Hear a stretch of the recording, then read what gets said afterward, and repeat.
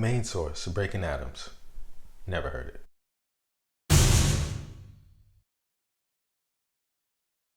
I always see this album on the greatest of all time list, but I never got around to listening to it. When this album initially came out, there was a lot of other albums that year that were a lot more popular. The Native Tongue family had a strong year with The Low End Theory, De La Soul is Dead, and Wolf in Sheep's Clothing.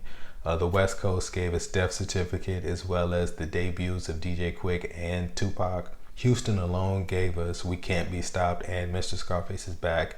And North Carolina gave us Jodeci, which isn't hip hop, but it kind of is. This album is probably most famous for the song Live at the Barbecue because it features the first appearance of Nas. So much so that on Apple Music, when this song is listed, Nas is the only feature, even though Joe Fado and Akinelli are on this song too. Even though I've heard all the singles from this album, I probably never got into Main Source until I heard the single Fakin' the Funk, which is from the White Man Can't Jump soundtrack. One of the reasons why I never really gravitated towards Main Source is because Large Professor is mostly known as the producer. I've heard dozens of Large Professor features. The first one was probably Keep It Rollin' for Midnight Marauders. I've never been underwhelmed by a Large Professor feature, but I've never really been blown away either, which is probably why I slept on this album for so long.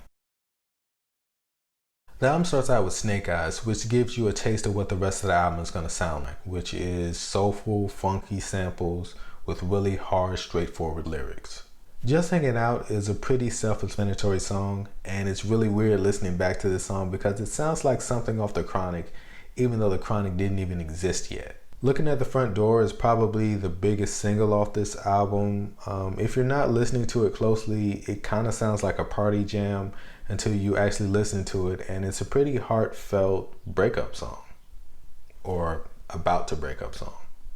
The song Large Professor is Extra P showing off his skills. It has a really interesting song structure. It has 4 verses that are 12 bars each instead of the normal 316, and it keeps the song constantly moving and changing, which is really great.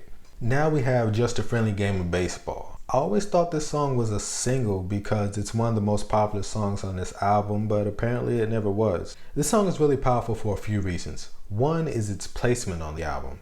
Every song that precedes this, he's just hanging out, he's having relationship problems, he's proving he's the best MC on the mic.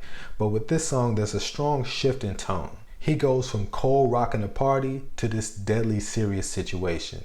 And what makes this song different than a lot of other songs about police brutality is that he's wrapping it up in a metaphor. So not only is he taking on these social issues, he's also reminding you that he's a great songwriter.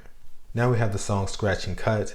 And much like Large Professor was a chance for Extra P to show off his skills, this song is the same thing for the DJs.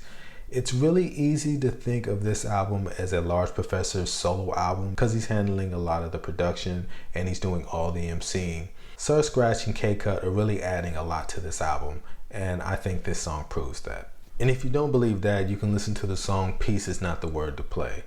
This is probably the only song on the album where I would say that there's an equal amount of MCing and DJing.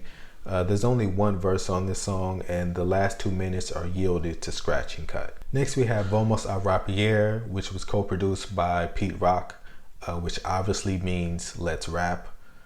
Fun fact, in Portuguese it means let's shave. He got so much soul he don't need no music. This song reminds me of something off of Mr. Hood from KMD. I like the production on this song, but in the end, it kind of just sounds like another I'm the Best MC song, which this album has more than enough of. Live at the Barbecue, Nas obviously kills his verse, but I think Large Professor's verse is, if not better, just as good as his, and I don't think people talk about that enough. Actually, I think this song would have been better if it had just been those two. Watch Roger Do His Thing is a song about Roger who decides to get his money the legal way by working at a bank and somehow becoming super rich. I like the sentiment of this song, but I probably could have done without it. I completely understand why this album is a classic. It introduced the world to Large Professor's unique style of sampling, which would later influence tons of other producers. I actually enjoyed this album a lot more than I thought I would. I thought it would sound more dated, and I'm glad I was wrong about that. So have you heard Breaking Atoms? Are you still listening to it to this day? I'm gonna keep reviewing albums until I run out. Until that happens, see you next time.